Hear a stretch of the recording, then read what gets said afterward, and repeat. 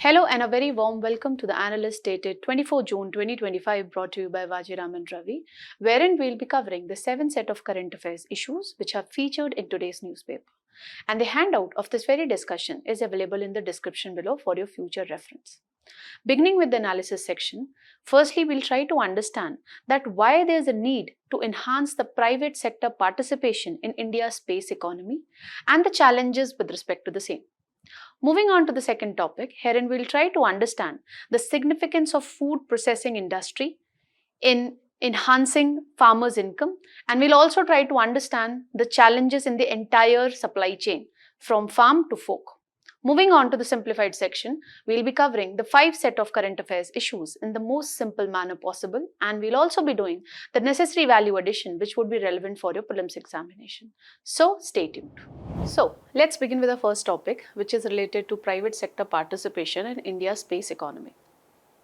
Now recently, the Minister for Science, Space and Atomic Energy, that is Jitendra Singh, has said at a press conference that when it comes to India's private sector participation in the space economy, it is at a developing stage. So what the minister tried to point out that the private sector when it comes to the space economy need little more time to develop the skill set which is needed to develop advanced launch vehicles, advanced rocket, etc. Now in this respect, the first thing that we need to understand is why do we need to promote the private sector participation in the space sector? First and foremost, to increase India's share in the global space economy. Currently, we are contributing 2% when it comes to the global space economy. And the government had this vision that we want to capture 8% of the global space economy by 2023. So it is possible only with enhanced private sector participation. Alone, ISRO cannot do this. Then what we are witnessing over a period of time, increased demand for space-based services, be it agriculture, be it for resource mapping, be it for better urban planning, etc. But when you talk about ISRO, its annual budget in 2024 was $1.6 billion. It is quite low when you compare it with the NASA annual budget of 2024. So it is quite visible that the increased demand for space-based services cannot alone be met by ISRO. So that is the reason we need to give a boost to private sector participation to address this demand gap that we are witnessing when it comes to space-based services. And another reason why the government is, giving a push to private sector participation in this particular sector is the multiplier effect. $1 which the space sector is able to generate increases the Indian GDP roughly by $3. So in order to give boost to GDP also, we need to enhance the private sector participation. Only then this sector would be able to generate more and more revenue, and that would further give boost to India's GDP. Then when there would be more private sector participation, then ISRO can focus upon core activities like doing the interplanetary explorations. Okay. Then it would enable us to reduce the import dependency, because currently if you look at in 2021-22, according to the government itself, import cost when it comes to the space sector itself was 12 times higher than the export earnings. And majorly we are importing these items, that is electronic and electrical engineering components, high strength carbon fibers, space qualified solar cells, etc. So in this backdrop also we need to enhance the private sector participation. Why? Because when there would be enhanced private sector participation, we would be witnessing more and more innovation, and with innovation what happens? The cost of production goes down, and ultimately with innovation we would be able to develop these particular components also. Okay, so this would help us in reducing the import bill also, especially I'm talking with respect to the space sector in India. And this we can say on the basis of international experience, as we are seeing the rise of private sector in the, across the globe, like SpaceX is there, Blue Origin is there, Arianespace is there, which with their innovative capabilities are coming up with advanced technologies. Like SpaceX has come up with a reusable rocket, that is Falcon 9. Okay, so this is going to reduce the cost of production, and that is what we are trying to imitate when it comes to India's space sector as well. This is the reason the government is giving a boost to private sector when it comes to the space economy. And ultimately, this would enable us to shift from supply-driven model to demand-driven model. Okay. As we discussed right now, that there is increased demand for space related services, for resource mapping, for better urban planning, for better weather forecasting, and these all could be met by the private sector. Okay, so weather forecasting and everything, when it would be looked into by the private sector, ISRO can look into the core space related exploration activities like carrying out interplanetary explorations. Okay, so this would enable us to address the demand gap that we are witnessing when it comes to the space-based services. Now, the next aspect that we need to look into is what is the current scenario when we talk about the private sector participation in the space sector. So, we have over 200 startups in this particular sector, and in 2022 a Hyderabad based startup, that is Skyroot Aerospace, developed the first privately built rocket, that is Vikram S rocket, and this was launched under the mission Prarambh. Then Anikul Cosmos developed the world's first rocket with the single piece 3D printed engine. And OneWeb India, again it is a private sector startup, which became the first country to receive the approval from InSpace for providing satellite broadband services. So this highlights what? That when you have private sector, there is increased boost to innovation. Okay, and with innovation, the cost of production would go down further when it comes to the space sector. Now, what all challenges we are witnessing in this particular direction when it comes to increasing the private sector participation in this particular sector? So, first and foremost is regulation issues. When it comes to the private sector, they have to get the regulation from InSpace, from Department of Space, from ISRO. So, there is no single dedicated regulator when it comes to the private sector, especially I am talking about the space sector. Then, this industry is quite risky in nature because developing a new advanced technology for the space, it would be having longer incubation period, okay, and there is lack of assurity of market also. So this is one reason why the private sector are not incentivized to actually come and be a part of the space economy. Then there are funding constraints. This space sector, we all know, it is a capital intensive sector. So private sector need assure markets, only then they would be incentivized to be a part of this particular sector. And there are resource crunch also. As we see in this previous slide, when you look at ISRO only, its annual budget is quite less when you compare it with NASA. So how much funding the government would be able to provide when it comes to the private sector? This is another reason why the private sector is taking more time. That is the reason the minister also point out that when it comes to private sector, although the government is giving a push to the private sector, because of the long incubation period, because of funding constraint also, private sector would take more amount of time to develop the necessary acumen which is needed to develop advanced technologies. Okay. Then there are strategic concerns also. If we give boost to the private sector when it comes to the space economy, there are security related challenges also. It could happen that a particular private entity is being financed by a foreign company. Okay, so it could have security implications as well, because if we are using the satellite for doing resource mapping, that satellite could also be misused for watching the movement of our troops. So there are security implications as well. Then it could add to space debris as well. Space debris, the term which is associated with it is Kessler syndrome. What happens if this is a space debris? If it collides with another space debris, it might create more space debris, and ultimately over a period of time what would happen? The orbit would not become viable for launching future launch vehicles, okay, or launching more satellites in that particular orbit. So this might add up to space debris issue as well. Then there is a skill gap also when it comes to this particular sector. Why? Because currently in India, we only have one Indian Institute of Space Technology, which was created way back in 2007 and which is currently situated in Thiruvananthapuram. So there is lack of industry academia collaboration also. So when you don't have such kind of institute, how we can expect that the private sector would be able to come up with greater innovations in the space sector? Because there is lack of industry academia collaboration also. Now let's just look into what all steps the government has taken to give a boost to private sector in this particular space sector. So government has put in place key organizations. One is in space, which is basically doing the regulatory part when it comes to the private sector in the space economy. Then we have New Space India Limited, which encourages technology transfer from ISRO to the private sector. We also have Antariksh Corporation, which commercially markets and products the services which are emanating from ISRO's Indian space program to the private sector. Then what all key initiatives the government has taken to give a boost to private sector participation in space economy? So the government has increased the FDI limits. So up to 74% FDI through automatic route is allowed when it comes to satellite manufacturing and operation. Beyond this limit, you need government approval. Similarly, up till 49% FDI is allowed when it comes to launch vehicles. Okay. Beyond this, you need government approval. This I am talking with respect to automatic route, wherein you don't need to take the permission of the government. Beyond these limits, you require government approval. Then the government has also provided tax benefits. When it comes to satellite launches, they are exempted from GST.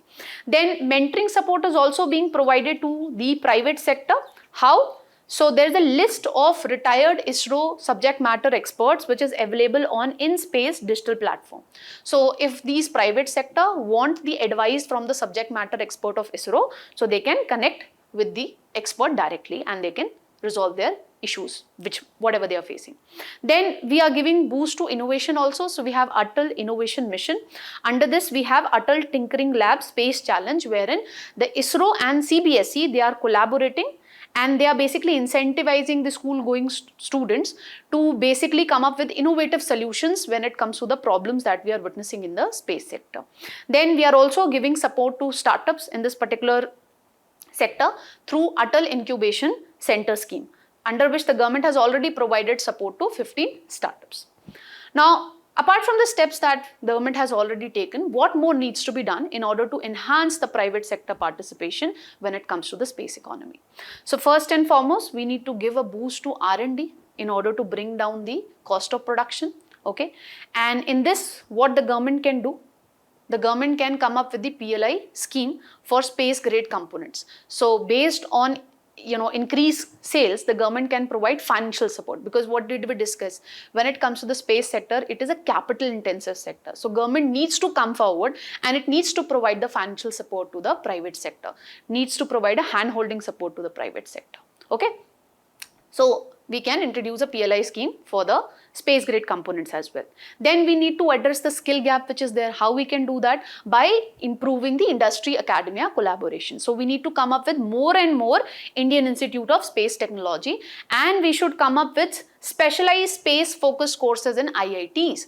Only then our graduates which are coming out of the IITs will be having the necessary skill set. Okay, and this would give a boost to innovation when it comes to the space sector. Then the government need to boost the infrastructure support as well. And in this respect, we can learn from Florida. Therein we have a space industrial corridor. So when you have a clustered, infrastructure, cluster-based approach when it comes to infrastructure, like the space industrial corridor, this enables us to realize the economies of scale. When all the infrastructure is at one place, this enables us to reduce the cost of production. So as and when you have, well-structured infrastructure at one place, logistics also, marketing support is also there, better electricity supply is there, market linkage is also there. So as and when you increase the production, the cost of production would keep on going down. That is what economies of scale actually imply. Okay, so the government need to come up with space industrial corridors in line with what we are seeing in the Florida. Then we need to promote global collaboration with the other agencies which are there, like NASA, European space agencies, and we need to come up with ride sharing missions. Okay, so this would enable the private sector, when they would be collaborating with other international global players, to learn advanced technologies also, and this would also help us in reducing the cost of launching the satellites as well. Then what we need to do, we need to map the entire value chain, all the sub segments which are there. What all problems the private sector is witnessing when it comes to technology front? What all challenges the private sector is witnessing when it comes to manufacturing of satellites, when it comes to manufacturing of launch vehicles? rockets, etc. Okay, so we need to look into the challenges which are specific to a particular sub-segment. Only then we will be able to come up with a proactive approach that how do we deal with the sub-segment related specific issues. Okay, so all these steps would enable India to enhance the private sector participation in the space economy, and it would enable the Indian government to realize its vision of capturing 8% of the global space sector, okay, or global space economy. That's all that we need to discuss. I have framed a practice question for you people. So do write the answers to this question and drop the answers with the link which would be provided in the comment section. With this, let's move on to the next topic. Now, the next topic is basically talking about the significance of food processing industry in India. And the writer is pointing out that how this food processing industry is enabling us to turn the local strength into global opportunities. So with this respect, the writer has given two examples. One is with respect to the state of Bihar, that how the farmers there are able to do the processing, and they are able to convert makhana into flavor snacks. And another example the writer has given with respect to Chhattisgarh, that how with the help of food processing capabilities there, we are able to convert the mahua flowers into energy bars, chocolate, tea. And this is enabling the farmers and the tribal farmers to basically get better income. Okay, this particular topic you can associate with GS paper 3, especially food processing and related industry. We have a direct topic under GS paper 3. Now, the first thing that we need to understand with respect to this particular topic is, what is this food processing?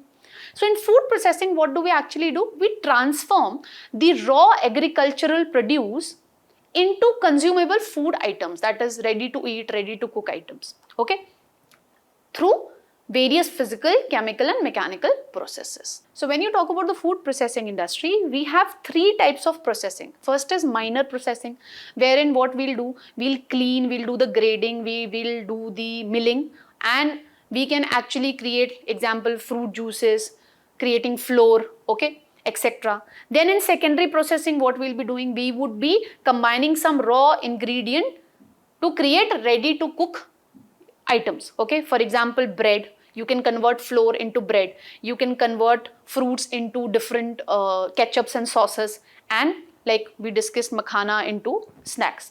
Then we have tertiary processing, wherein further processing and refining of secondary processed foods would be done. So we would be creating canned foods or frozen meals, okay, like frozen peas that we have. So all these different types of processing helps us to achieve what? So they help us in enhancing the shelf life of the agriculture products and enhancing the quality of the food.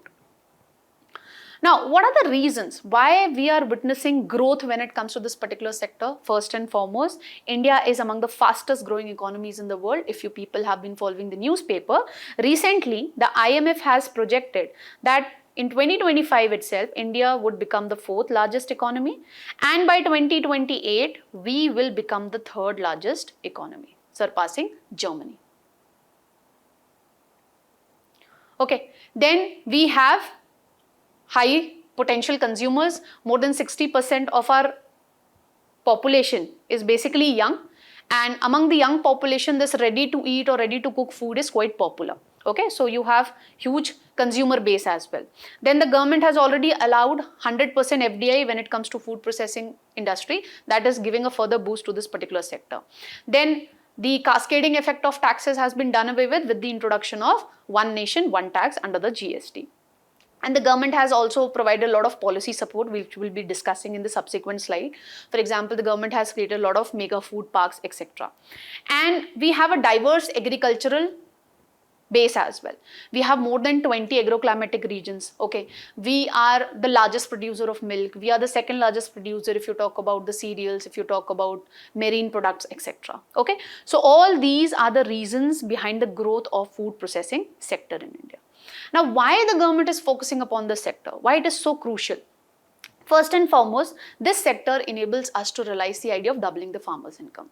In the starting slide only, I discussed that the writer has given two examples, one of Bihar and another of Chhattisgarh. Okay, that how by doing the necessary or minimal processing, the farmers are able to realize better incomes. And in this respect, I would like to quote the research done by the RBI committee.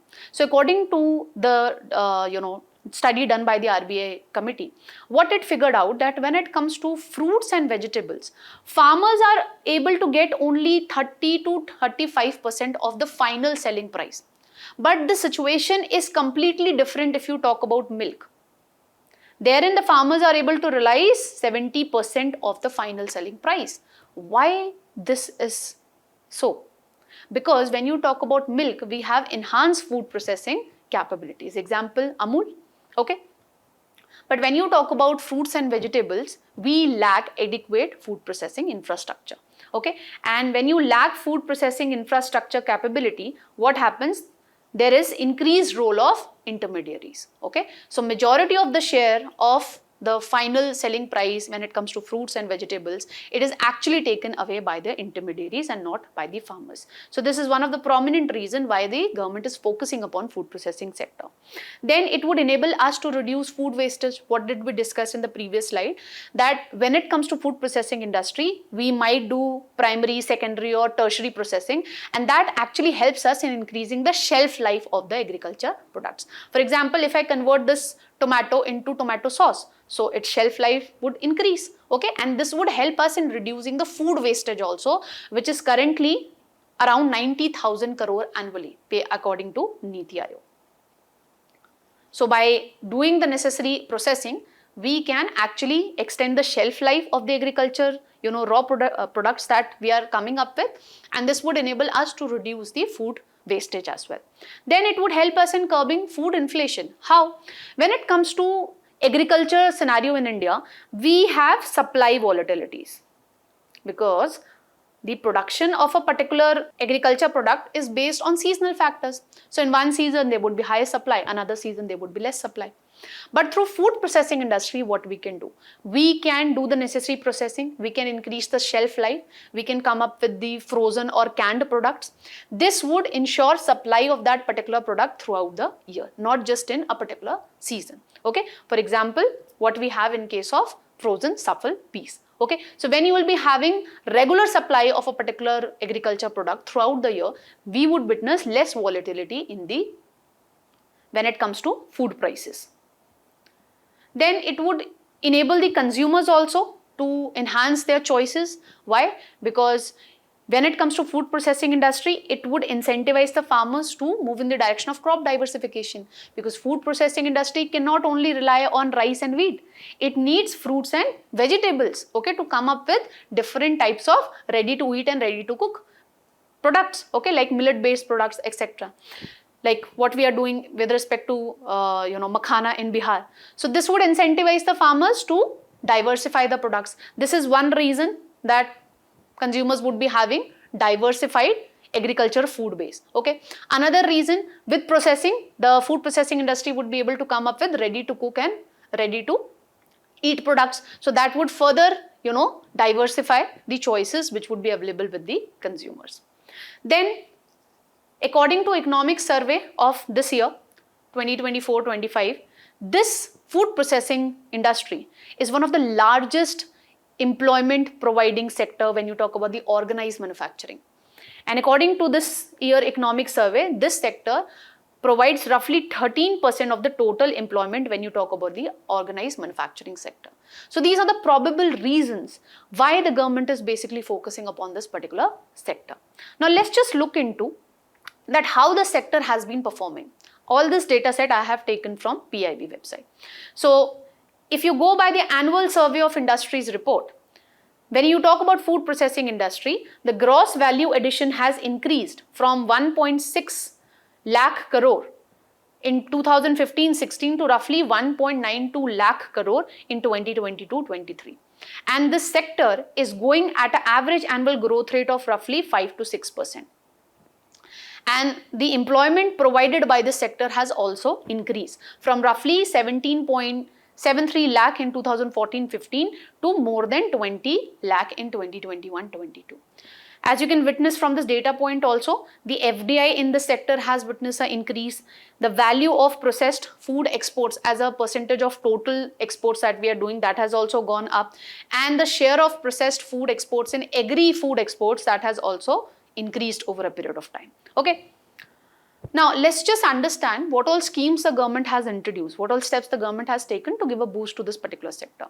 So, in 2017, the government basically came up with this PM Kisan Sampada Yojana, wherein the government is basically putting in place adequate cold storage infrastructure to reduce the food wastage, okay? Putting in place the food safety and quality assurance infrastructure, creation of mega food parks, and under this we also have Operation Greens, wherein we are focusing upon tomato, onion and potato, addressing the price volatility when it comes to these three products, okay? And agri-processing clusters have also been developed to realize the idea of economies of scale. Then we have this PM formalization of micro food processing enterprise scheme of 2020, wherein one unique element of the scheme is we'll be focusing on one product in one district. So it goes with the idea of one district, one product. And under this, the government is focusing on formalization of the unorganized food processing units. And how the government would be doing it? By providing credit support, by providing infrastructural support, setting up incubation centers, providing seed capital to SHGs, okay, doing capacity building, providing financial support, technological support, and basically enabling them to integrate in the organized supply chain or value chain, providing marketing and branding support as well. Okay, so basically this scheme focuses upon formalization of the units which are working in this food processing industry sector. Then we have production linked incentive scheme for food processing industry, which was there in 2021. So what the scheme is focusing upon, under this, the food processing units would be getting the financial support from the government provided they meet certain sales as well as investment threshold. Okay, that is provided by the government based on different food items which are there. And under this, the government would be focusing upon creation of global food manufacturing champions, and it would be selecting certain brand of food products, like it would be focusing upon providing branding support, marketing support to millet based products, to marine based products, okay? And it would be enhancing, by providing branding and marketing support, the government would be focusing upon enhancing the global visibility of that particular ready to eat or ready to cook item, okay? And increasing off-farm jobs, etc. That would be also looked into by the government in this particular scheme. Now, lastly, the government has also introduced World Food India, program, wherein the first edition was launched in 2017 and the third edition was organized recently in Delhi in 2024. What is the aim of this World Food India program? So basically to showcase India's rich food tradition which is there and encouraging investment when it comes to food processing sector. Basically in developing adequate cold storage infrastructure, giving a push to startups, attracting investment when it comes to the startups which are working in this particular sector, and positioning ultimately India as a global food hub. Now, despite the steps taken by the government, what all challenges we are still witnessing when it comes to this particular sector? So, there's lack of quality and safety control, and that is the reason recently the Hong Kong and Singapore basically banned the MDH and Everest spices. Why? Because they discovered a carcinogenic element, that is ethylene oxide, in these particular products. So, we still lack the quality testing infrastructure in this particular sector. Then we have logistic challenges. Still there is lack of cold storage infrastructure, because of which more than 30% of the agriculture produce goes waste. Okay. Then we have fragmented supply chain. More than 80% of our farmers are small and marginal farmers. Okay. So it becomes very difficult for the food processing units to establish direct linkage with the farmers. And this have implication not only on the quality of the products that ultimately the food processing units would be getting, it also have implication on the price competitiveness of the products which this unit would be creating. Why? Because when you don't have direct link, okay, with the farmers, there would be intermediaries, and when there would be intermediaries, the price would escalate further. Okay, irrespective of the fact that no value addition is being done as the product is being transferred from farmer to intermediary to ultimately the food processing units. Okay. Then there is regulatory maze, because we have multiple regulators. We have Food Safety and Standard Authority of India, we have APEDA, we have Bureau of Indian Standards, And the food processing units have to comply with the standards of all these particular regulators. And we don't have a single window clearance model. So this actually increases the compliance cost, especially when it comes to the small and medium enterprises, when it comes to food processing sector. Then there is high market volatility. When it comes to agriculture products, their production is based on seasonal factors. So at times there would be high supply, and at times there would be less supply of a particular product. Especially we witness price volatility when it comes to onions, when it comes to tomatoes. And this supply volatility gets further magnified because of the extreme climatic events that we are witnessing. So given the price volatility when it comes to the raw agriculture products, imagine the challenge which would be there with the food processing industry. How they can maintain the price competitiveness when it comes to selling the products in the export markets. Okay. So this is another prominent challenge which these industries are facing. And there is high market volatility. Another reason is basically the lack of cold storage infrastructure. Okay. Then there is skill gap in this particular sector, and basically we are having a skill gap, especially when it comes to doing the quality testing of the products which are being created with this food processing industry units. Okay, which make it very difficult for us to supply or to export the products which are being made by this particular sector to export markets. Okay, for example, European Union, wherein the regulators are quite strict when it comes to food regulation. Okay, so majority of the time the exports when it comes to food processing sector to European Union are rejected because they fail to meet the quality standards. Because when it comes to India, our quality standards are not in alignment with the global standards. Now, given the challenges which this particular sector is witnessing, what all steps the government need to take in order to give a further push to this particular sector? So first and foremost, the government need to create integrated food processing zones which should be situated near the major agriculture producing regions. And the government need to provide logistic support, infrastructure support, shared infrastructure in form of cold storage infrastructure, testing laboratories could be provided. So with this, the food processing industry units would be able to realize the economies of scale, and hence they would be able to reduce the cost of production. Then we should make use of the technology, artificial intelligence, Internet of Things, to basically trace the quality of the products right from the farm to the fork, and this would enable us to reduce the food wastage also.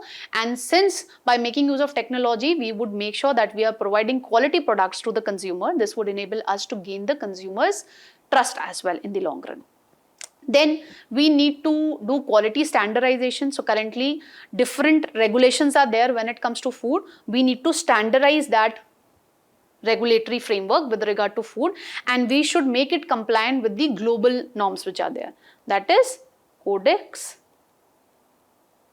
Alimentarius. So if we make our regulatory framework in compliance with this global regulatory norm which is there, this would enable us to effectively tap the export markets also, because therein the consumers are more health conscious. Okay, especially markets like USA, European Union, etc. Then in order to address the high compliance cost and the regulatory maze that we are having, we need to set up single window clearance system. We need to create a single digital platform wherein all the regulator, Food Safety and Standard Authority of India, APIDA, BIS should be connected, and whatever food processing unit wants to set up their base through this single window clearance system, they should be able to get the approval from these regulatory authorities which are regulating the food sector when it comes to India. So this would go a long way in reducing the compliance costs, especially when it comes to small and medium enterprises. Then we need to make sure that the entire processing from farm to fork, it is based on sustainable processing. How do we do that? By putting in place green certification.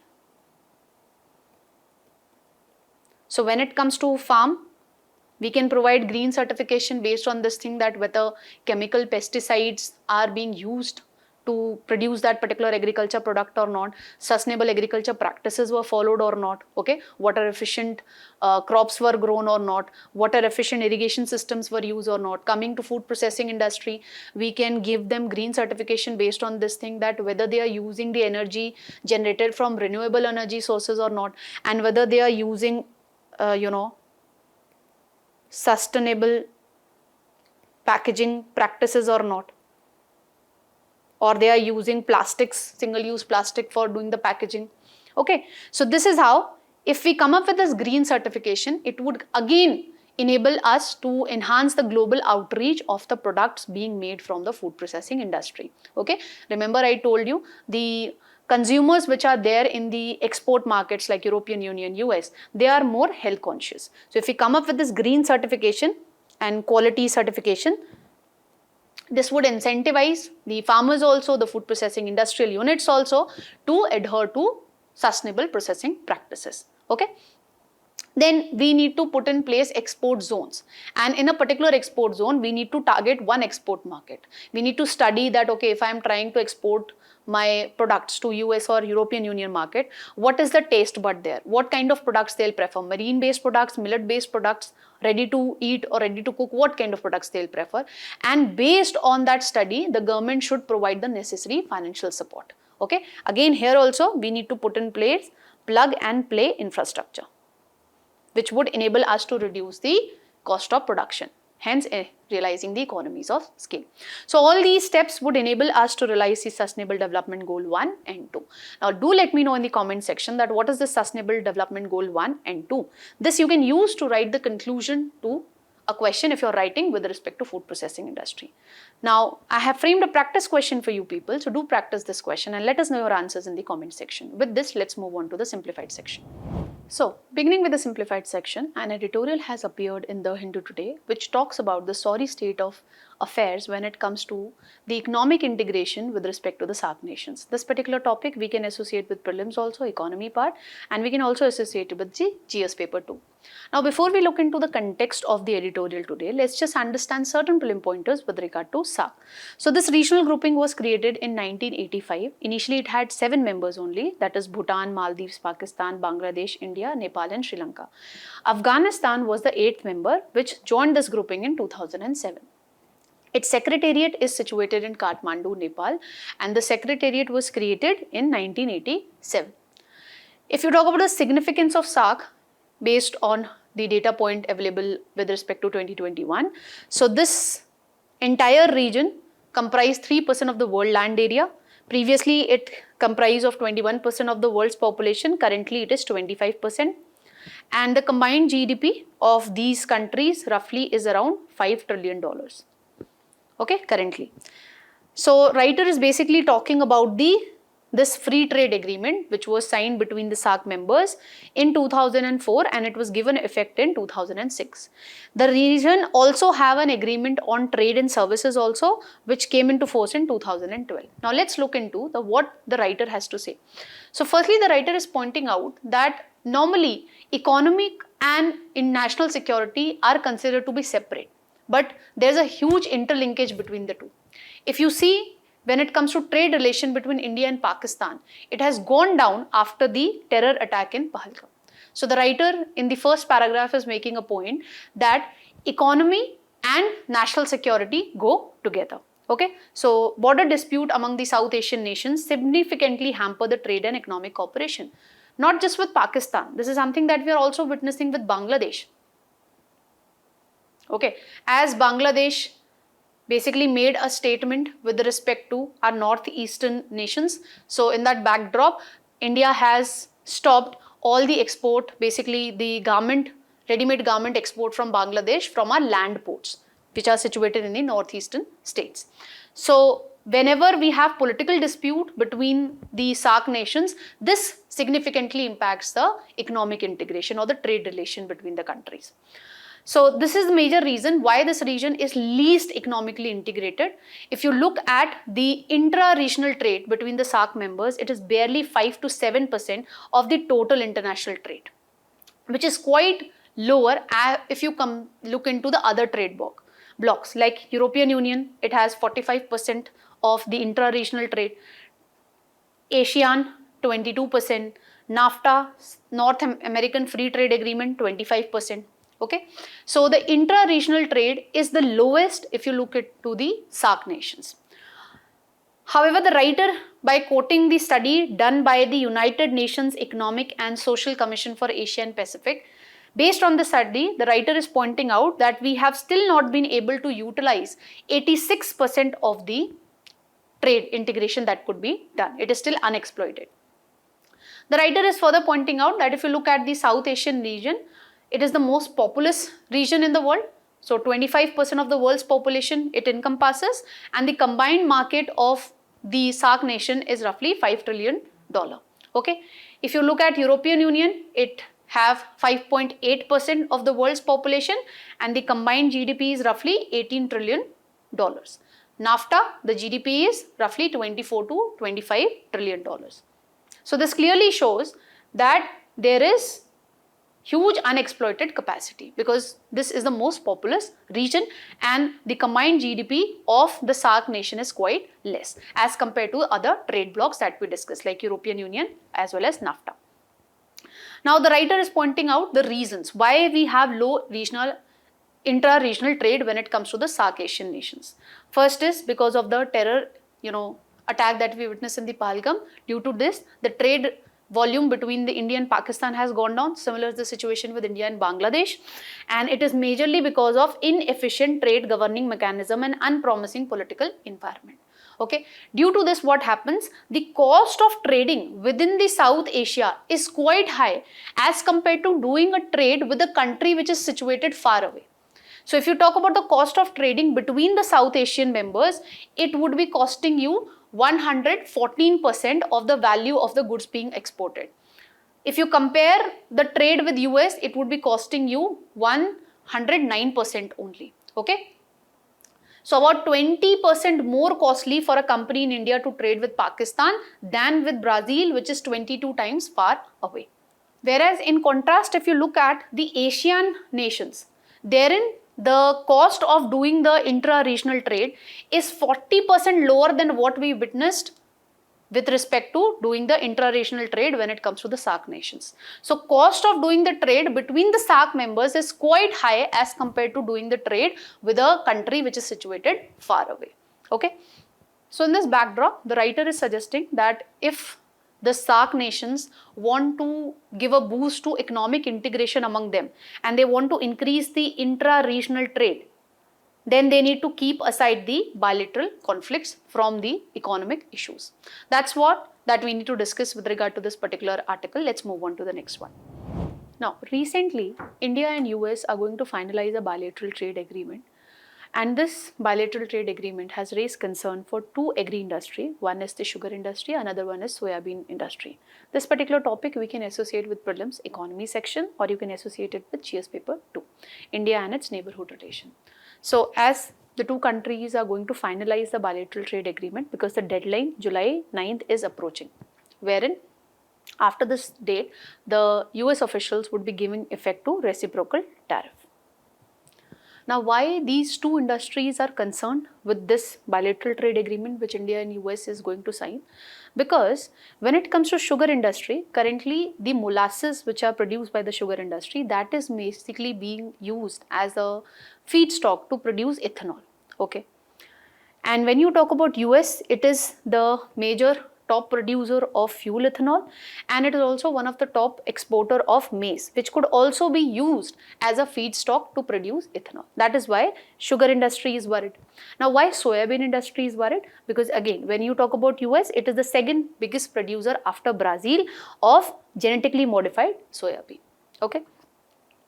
And there's a huge pressure from US officials on Indian officials to reduce the tariff rate or to provide greater market access when it comes to fuel ethanol, when it comes to GM maize, when it comes to the GM soybean as well.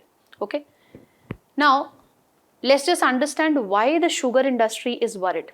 So if you look at this data point, which was provided in today's article only, that average blending of ethanol in petrol sold by oil marketing companies have increased from roughly 1.5% in 2013 and 14 to 14% by 23-24. And if you look at cumulative all India average blending ratio, it is close to 18 to 19%, which is quite close to the target of 20% that we have set under the ethanol blending program. Now, why the sugar industry is worried, you will understand this with the help of this particular chart. Previously, it was basically the sugar cane base, basically the molasses which was used as a feedstock for producing ethanol. Then over a period of time, we started using the grain base, okay, which is unfit for human consumption. And over a period of time, what we are witnessing currently, majorly it is the grain based feedstock, particularly maize, which is being used instead of sugarcane based molasses. Okay, that is why the sugar industry is concerned further, because US is a major exporter of GM maize. Now, why the sugarcane industry is worried? Because at the domestic front also, if you see, the companies have started using more the use as a feedstock to produce ethanol instead of using sugarcane based molasses. And if this bilateral trade agreement is signed, then the market would be flooded with genetically modified maize, which would be primarily being used for producing ethanol, for blending it with the petrol. So this would be significantly impacting the returns of the sugar industry. Now, why the sugarcane industry is worried? Because if you talk about molasses, if we use molasses as a feedstock for producing ethanol, this does not basically lead to the debate of fuel versus food dilemma. But when you start using maize, okay, then it could lead to this particular dilemma, fuel versus food debate. And if you talk about US, it has exported ethanol to India as well. India is the third largest market after Canada and UK when you talk about the ethanol exported by US. But previously, whatever ethanol India has imported from US, that was not to be used for blending it with petrol or diesel.